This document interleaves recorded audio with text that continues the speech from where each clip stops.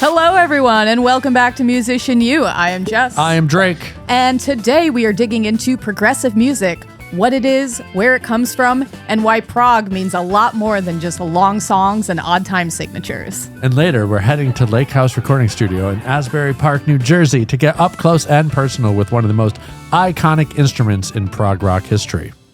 So, with our band, Padded Waltz, we've labeled ourselves progressive. We have. When we show our music to our friends and to other people, they say, oh, this is very progressive. And I know it's progressive in nature, and a lot of the bands that we've grown up listening to throughout our lives are from the prog rock category. But as we're like kind of living through it, we're realizing like, okay, we're not prog rock. We're not prog rock. So what is progressive? What does that mean? What's in the music? criteria exactly? Yeah. Before we get into the criteria of it, Yes. we have to acknowledge that eras of music are labeled after the era has happened. Yes. Like the Renaissance didn't know the Renaissance was happening while it was happening. We're like, they weren't like, They were like, we're Renaissance. Right. Yeah. That's how everyone in the Renaissance era just. And same with like, in the 1800s, there was Romantic era. Right. Which was a form of what everybody calls classical, but classical was actually only a very small amount of time, all of which was labeled afterwards. If you think about alternative rock, the word alternative rock, in the same vein where progressive rock is progressive, alternative was in the like late 90s, early 2000s. That was alternative to the rock that was happening at the time. Right. So whatever's happening at whatever time period, the alternative rock would be just something different than that. And then it became a genre itself. It became, oh, that's an alternative rock band. Right. But not talking about now. So it's interesting, right? Because alternative rock now would be different than whatever now is, but that wouldn't be considered alternate rock. Right. Because that's a time zone, right? That's a time period. So when we're talking about prog rock and we're talking about specifically the late 60s and early to mid 70s, they didn't know they were making prog rock. That wasn't something that they labeled themselves. And it all had to do with progression. Right. It was progressive in nature. Yeah. Yes. So what are the criteria to be a progressive band? First and foremost, once you start putting yourselves into boxes, right, you're no longer progressive. Right, you're like, so this whole labeling thing is tough. Now, if you're a band that's just like one label, I envy you. I do too. Yeah, it just must be easy. We have an existential crisis every other week about what we're doing and what we are and the labeling of ourselves. One of the worst questions somebody can ask us is, what kind of music do you play? And we just break down and cry. Sob. And what we call ourselves is cinematic, progressive, indie rock. And we'll probably add a few more subgenres in there down the line. Yeah, and so like I said, since we kind of label ourselves this, we have to like really make sure that we fit the category. Because in this day and age, if you upload your music to Spotify or anything, you have to pick your genres. You have to pick your like main two and then your subgenre. Basically, this is all because of the metadata and the algorithm. Yes. We are slaves to the algorithm. Putting all that aside, what's the criteria for progressive music? We have a list. We do. So here is our checklist for progressive music. And by criteria, what we mean is the characteristics that we've studied that came from the prog rock era. For example, if you were to study Bach inventions, you would know that you need a motif, you need two-voice polyphony, you need imitation and development, etc., etc. These are the characteristics, the criteria that we have studied that came from this era of prog rock. And the characteristics or the criteria are what? Unconventional song structures, odd time signatures, conceptual or philosophical lyrics, extended song lengths or movements, Incorporation of non-rock genres like jazz or world music. I don't know. I'm interpretive dancing to this, I guess. Experimentation. That's extermination and experimentation all in one. Experimentation with technology. So prog rock didn't just come out of nowhere. So let's take a little walk down memory lane and paint a picture of the culture of the late 60s and early 70s. So in the late 60s and the early 70s, we had the space race.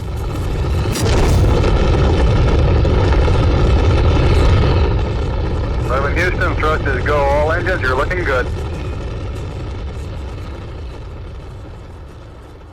That's one small step for man,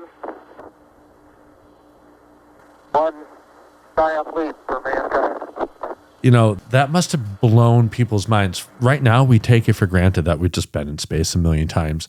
And, you know, space exploration with all the different telescopes, we've seen further and further outward. And all that existentialism that comes with it is almost an old hat by this point. Yeah. Maybe not to everyone, but like, I mean, with all the movies that we've seen that like pertain to all of this. Yeah. All of this is almost like we're okay with it. Yeah. Right? It's just normal.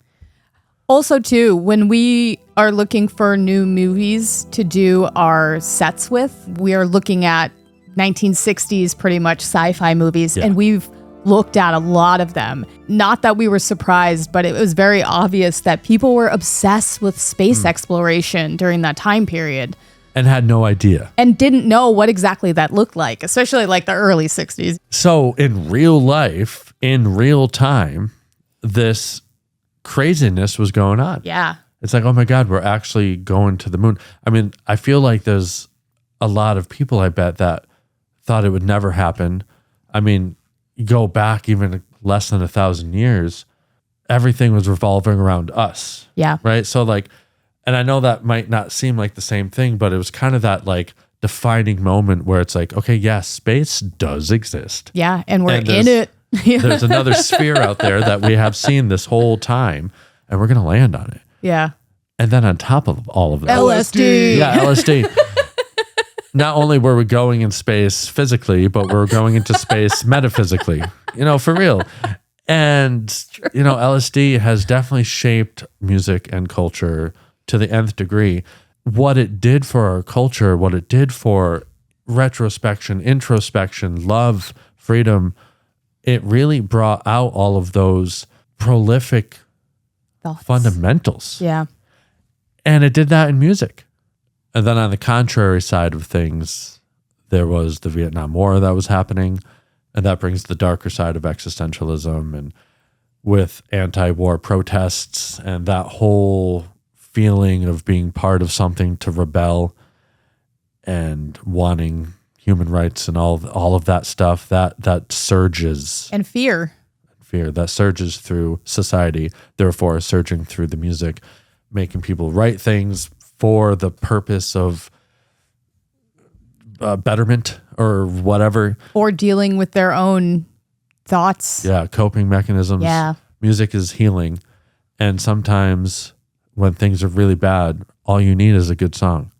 And then, of course, like every other time period on the planet of all times ever, technology and equipment causes music to change. And there was this instrument, the Mellotron. We're going to talk a lot about the Mellotron in a little bit, but the Mellotron definitely shaped prog music. If you look at any prog rock band of the 60s and 70s, somewhere on there it says Mellotron. So we'll get to it. So let's start at the beginning of progressive rock with the granddaddy, what is considered the granddaddy of prog rock music. This album right here, the Moody Blues, Days of Future Past. This has such a fun story to it. Yes, let me just tell it because it's so silly and I love it so much. Okay, so how did Days of Future Past come to be?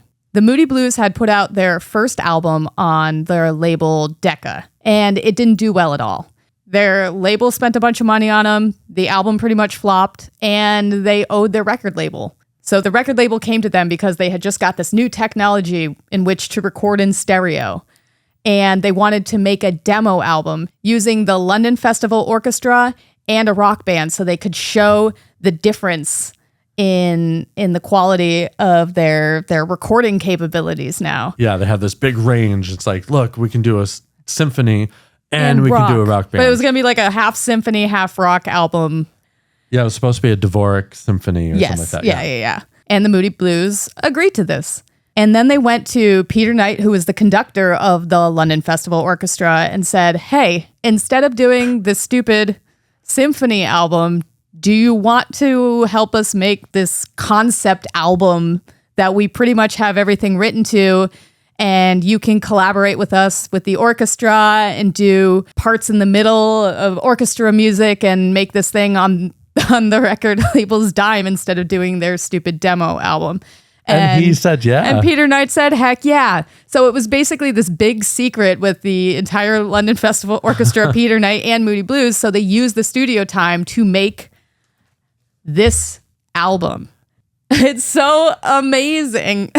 And of course, when they were done with it, Decca listened to it and they were not happy because it was not the album that they had asked them to make and didn't want to release it at all. I think they did end up releasing it, and the granddaddy of prog rock was born. And of course, this album went on to do insanely well and was the start of this entire genre that didn't exist before. Yeah.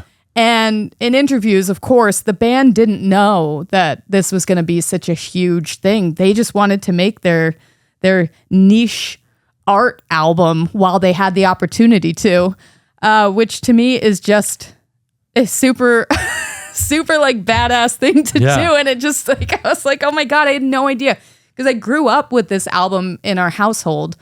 It was often on we had a 5 CD player, and on the weekends we'd put in a bunch of albums and clean the house. Oh, the thing that like rotated. Oh, hell yeah. Yeah. Hell yeah. Yeah. And this was one of my favorites. And it has such a punk rock story behind it that just made me so happy to learn. And it's a beautiful album. It's gorgeous. It's absolutely gorgeous. Amongst a multitude of awesome albums, a few that are super notable are Court of the Crimson King by King Crimson, Pink Floyd, Dark Side of the Moon and The Wall, and yes, Close to the Edge. Cool little story about Close to the Edge is that the keyboardist of Yes, Rick Wakeman, for that album actually recorded live pipe organ parts at a church in London called St. Giles-without-Cripplegate Church.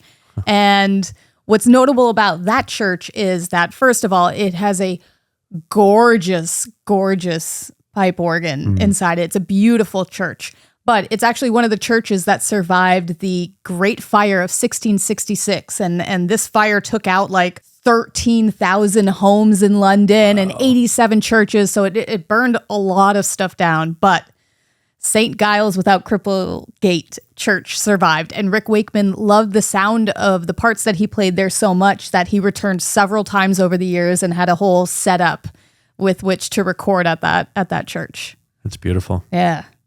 So now we're going to get to what this episode is really about. We're going on a side quest to talk about what, Drake? The Mellotron. Hey, Drake, what's a Mellotron? It's a behemoth of an instrument that caused so much agony. Gray hairs. And gray hairs. All right, so the Mellotron Mark I, only 55 of these things were ever built. What it basically was the first sampler. And every key, when you pressed it, would activate a tape player inside of it that when you released the key, it would rewind the tape really fast. And on those tapes were pre-recorded things like flutes, violins, people's voices. So it really became the first sampler. One of the most renowned usages of the Mellotron was when Abbey Road Studios got the Mellotron Mark II, which only about 250 to 500 things were made. Abbey Road got one, and John Lennon used it for Strawberry Fields Forever. That little flute intro is a Mellotron. Oh. Yeah. And definitely made a lot of people want to use it. Yeah. And the appeal. Let's talk about the appeal. Yeah. Right? Because it's a sampler. For the first time, they could have like full symphonies being played or full choirs being played while they press it down, right? And touring with it, bands like Yes, toured with 2 of them. We'll get to that in a second. They were able to have all these big wild sounds, and not only were they wild because of the sampling aspect of it, but because of the mechanics and the machinery inside of it, there was this haunting warbling, right? So not only was it cool, but it had its own It had flair, some edge to right? it, yeah. It had so much edge that this thing royally sucked. The tapes would melt sometimes. That from the heat from the stage lights could melt the tape inside of the machine. I mean, back then they didn't have LED lights. They had full incandescent lights that were just like blasting heat. It would melt the tapes. Sometimes the machineries would lock up. You know, we're talking all these keys have its own mechanism to start and play its own tape. So if one of the things got locked up, it would just like, they called it spaghettification. There was a name for it. Now, granted, spaghettification means when you pass the event horizon of a black hole that like you did. You get strung. Yeah. But they called it spaghettification because it looked like spaghetti was spewing out of this thing because it was the tape. It was the Moody Blues. They had it on stage, and at one point, it did that. It just started spewing the spaghettification out, right? And they had to stop the show. And what they did to appease the viewers, they actually put cartoons on in like the hallway or the How did I never hear about this before? And they like quickly, like panically, like opened up this thing and like delicately finished with this thing. I can't imagine trying to take something that is so delicate on tour and get jostled around all the time. And when I said it was a behemoth, I wasn't kidding. It weighed 350 pounds, approximately. That's a nightmare. That's a nightmare. Not only that, but so we're talking about it requires a lot of electricity because each one of those things requires, you know, voltage and amps and stuff. Yeah.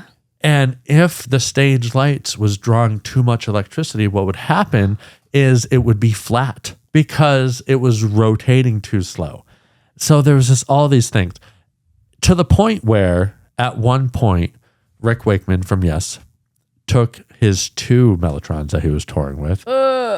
One had symphonic sounds, one had chorus sounds, which is super, you know, he had a reason. Yeah. I mean, and it was super cool when it worked, you know, and we hear it in all these albums and we don't even know. But when it worked, it was awesome. But it didn't work so much that after one tour, he took his 2 Mellotrons, put them in a field, dumped gasoline on them, and burnt them.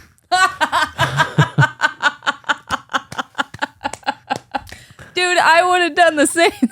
Yeah, I mean, after a tour with those, I couldn't imagine. No. So for better or for worse, the Mellotron kind of etched its way into the history of the beginnings of prog rock. Yeah. Yeah. Okay, so now let's take a trip to Lakehouse Recording Studios in New Jersey. We got Max Connery here, who's going to show us all about the Mellotron here. I'm so fascinated about the over-architecture of this behemoth of a thing. It's so iconic in all of the prog rock of like late 60s and early 70s. So here we are with one in the same room as me. I'm so excited. It's quite a day. So Max, can you tell me all about this? Yeah, for sure. So this is the Mellotron M400. This is sort of like the 70s model. They started making this in 1970, and this one's from 1974. Wow. It's sort of like the proto sampler. It's like the analog precursor to the digital sampler. And how this works is each key has a corresponding pre-recorded strip of tape that when you play, it plays back a pre-recorded, sample of whether it be a flute. This is a flute, or trumpet, strings, anything like that. Are each of the tapes, they're individually recorded? Yes. Are those able to be over-recorded? Can you make your own? I don't believe so, honestly. I know these are original tapes. Oh, wow. Yeah. Are you guys still able to buy tapes for it, or do you just kind of have what you have at this point? We have what we have. I'm sure we could probably find like second market stuff, but I don't know if they're still like Making. Yeah. On this particular tape, because each of the tapes have like 3 sounds you could cycle through. So this one has flute, brass, and strings. Nice. Yeah. Can we hear each? Yeah, for sure. So here's the flute, or no, here's the strings rather. And then the Yes. Strawberry Fields, yeah. And here's the brass. So what's the process of changing one of these tapes out? First off, with the parts, here's the motor. This is what we're hearing make that sort of like humming noise, and that's what's actually moving the tape when we, hold down a key. If you were to change the tapes, the first thing you have to do is unscrew this top part here, and you would remove that. It just comes right up. And underneath that is where the tape is. You can see sort of the back of it here in the back, and the playheads are sort of down here. So when you play the Mellotron, you're pushing these down onto the strings, which are, then pushing it onto the playhead and making contact. So, and the tape frame actually lives sort of like in the front of the Mellotron, and you would drape the tape over the back here. That's how you would replace the tape. I can't imagine touring with one of these. Yeah. Can't fathom it. What a nightmare. It's also, it's crazy to me to imagine, like, at a time, like, this was the easiest way to, like, get different sounds, too. Like, if you wanted to switch from, a choir sound to, strings or whatever, like, the process is so much different than, just pressing a button on a keyboard. On a MIDI. Yeah, exactly. It's such a simple concept, but it's also so over-engineered. Yeah. Because it had to be, Like, how else could you have done this? Yeah. At the time, everything's digital now. Which is super awesome, but it doesn't have the same realness. Yeah. The character. The character. And obviously the realness also makes it warbly. Yeah. And kind of a little unusable at points. I'm sorry, For sure. If you press like too many keys at once, like big chords,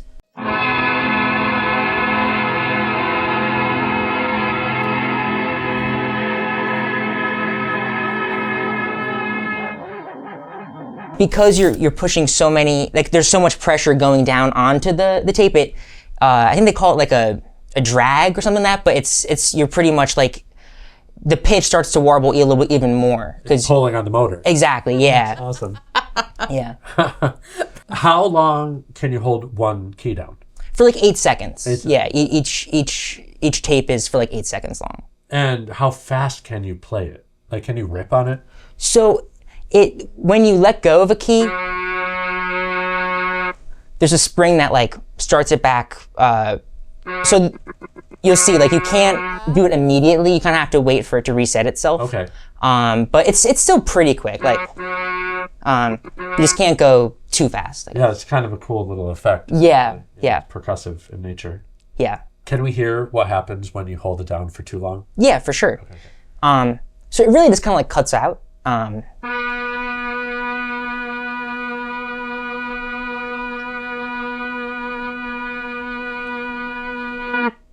Yeah. You hear a little bit of like the tape. Slide back. You hear it slide back, yeah. That's awesome. But yeah. So that right there was somebody recording it a long time ago, just that one note, and held it out for 8 seconds. For sure. Oh, that's so cool. Yeah. And at each pitch too. They're each, their own unique recordings. It's kind of crazy to think about, like, for like the string, like the orchestra sounds, like imagining, getting an orchestra to do each pitch one at a time. Yeah, they're like exactly, yeah. But I guess, it's still, easier to do, to be able to replicate this than having to record an orchestra. So, yeah. But one of the most iconic records that uses the Mellotron is In the Court of the Crimson King, King Crimson. A lot of the songs on that record had that, but here's like the main strings riff from the title track.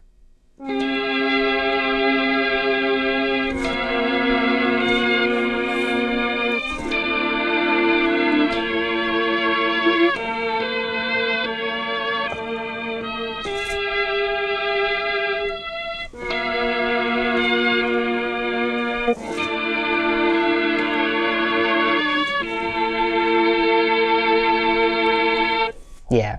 And then the drums. And then the drums. Yeah. That's so good.